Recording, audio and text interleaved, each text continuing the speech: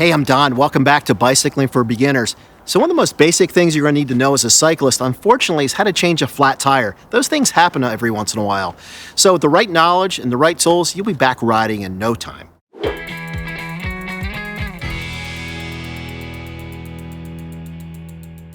So there's three things you're going to need to fix a flat. You're going to need a spare tube, you're going to need tire levers, and you're going to need an inflation device, some way to get air back into that wheel. So first thing is first, is we want to get the bike so you work on it.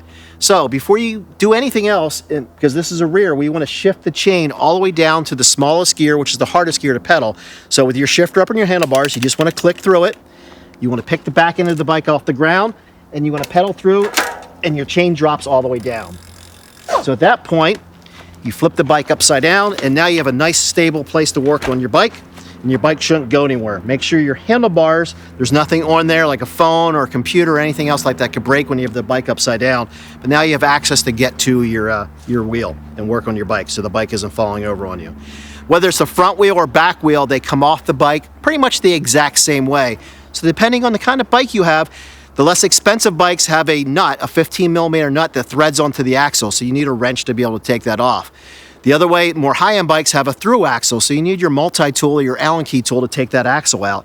But the most common way is actually a quick release skewer that actually keeps the wheel on there. So you want to disconnect your brakes. So once again, depending on the type of bike you have, you're going to have different types of brakes. This bike has disc brakes, but check your owner's manual and get familiar with your braking system, how to disconnect them, whether it's a V brake or a U brake. But for this, it's a disc brake, so it just should pop right out. So you want to start by loosening your quick release lever, unpop that, turn a couple threads out on the nut on the opposite side, and now your wheel should pop right out of the frame. So now we have the wheel off the bike. Now it's time to get the tire off the rim. We want to start by taking the valve cap off, and then you're going to find there's a little metal lock nut on there. You want to unthread that as well. You're going to come across a couple different styles of valve stems. This one happens to be a Schrader valve. You may also come across Presta valves, which have a little relief valve, which helps you regulate your air pressure. So now you want to grab your tire levers that you actually had in your pouch, and you'll put that just underneath and pry the tire off the rim. You don't want to use a screwdriver or anything metal because it's going to scratch things up or it could actually puncture the tube when you're putting it back on, but you want to use the plastic tire levers. You want to just work that around, and it takes the tire off the rim. You go all the way around. So now half the tire is off the rim. Now at that point, you can start pulling your tube out.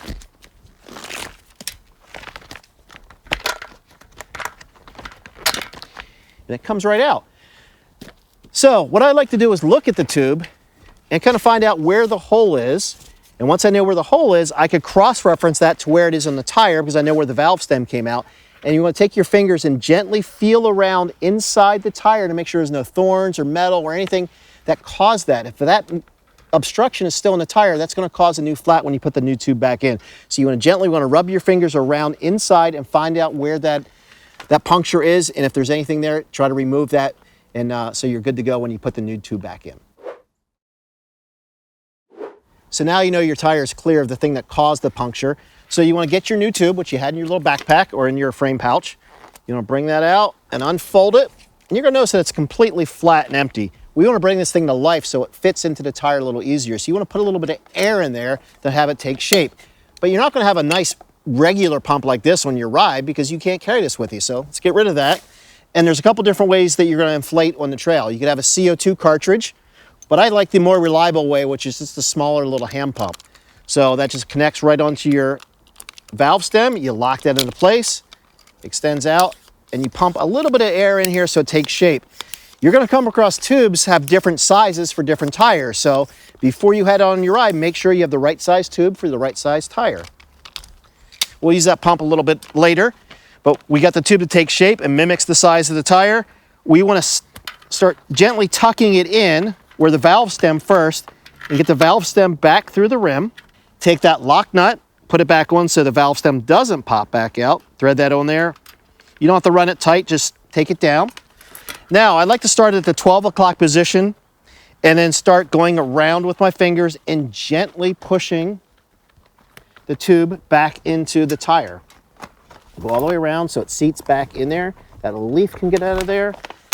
And now it's in there, so we want to now put the bead of the tire back into the rim. Same thing, start at 12 lock position, and with your hands, work opposite direction, go all the way around the wheel.